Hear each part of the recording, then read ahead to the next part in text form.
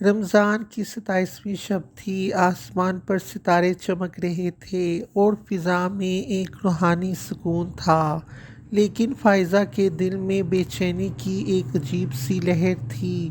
وہ ایک چھوٹے سے بوسیدہ کمرے میں بیٹھی ہوئی تنہا رو رہی تھی اور وہ اپنی غربت اور ماں باپ کی یتیمی کا غم بہت محسوس کر رہی تھی۔ ہر رات کی طرح آج بھی اس کی آنکھوں سے آنسو بہہ رہے تھے، لیکن آج کی رات کچھ خاص تھی کیونکہ یہ شب قدر مغفرت کی رات تھی۔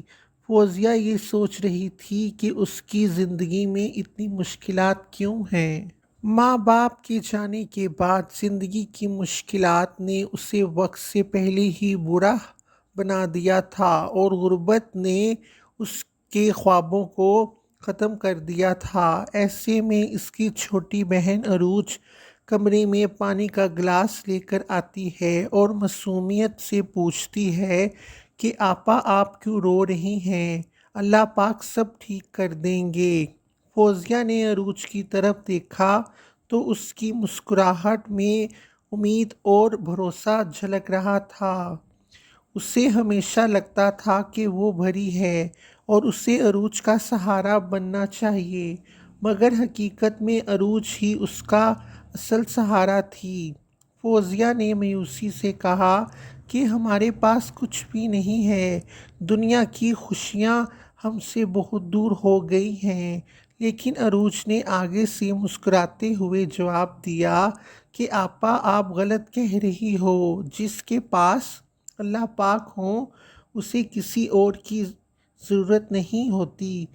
اس جملے سے فوزیہ کے دل پر گہرا اثر ہوا۔ پھر اس نے عروج کو اپنے گلے سے لگایا اور کہا کہ تم میری چھوٹی بہن ہو کر کتنی اچھی باتیں کرتی ہو، مجھے معاف کر دو، میں ہی کمزور ہو گئی تھی۔ شب قدر کی رات کو مسجدوں میں سجدے طویل ہو رہے تھے اور ہر طرف مغفرت کی دعائیں ہو رہی تھیں۔ اسی رات عروج نے اپنی بڑی بہن فوزیہ کا ہاتھ پکڑا اور کہا آؤ آپا دعا کرتے ہیں، شاید ہماری بھی اس ہی رات سنی جائے۔ پھر دونوں بہنیں جائے نماز پر بیٹھ جاتی ہیں اور اللہ پاک سے بہت سی دعائیں کرتی ہیں۔ فوزیہ نے ہاتھ اٹھاتے ہی دعا کی، اے اللہ پاک مجھے صبر اور ہمت دے، میری محرومیاں میری پہچان نہ بنیں اور مجھے ہمیشہ آپ کا ہی شکر ادا کرنے والا بنا دیں، آمین۔ عروج کی بھی یہی دعائیں تھیں جو اس نے اللہ پاک سے رو رو کر مانگی تھیں۔ پھر وہ دونوں سجدے میں سر رکھ کر دیر تک روتی رہیں اور اللہ پاک سے اپنے گناہوں کی دل سے معافی بھی مانگتی رہیں، یہاں تک کہ صبح صادق کا وقت ہو گیا۔ پھر فوزیہ نے اپنی بہن عروج سے کہا کہ تم صحیح کہتی تھی کہ جن کے پاس اللہ پاک ہوں ان کی ہر مشکل ایک دن آسان ہو جاتی ہے اور وہ اپنی زندگی سکون سے گزارتے ہیں اور ان کے حالات بھی ٹھیک ہو جاتے ہیں۔ یہ مغفرت کی رات تھی جس میں آنسوؤں کے ساتھ امید اور یقین بھی تھا۔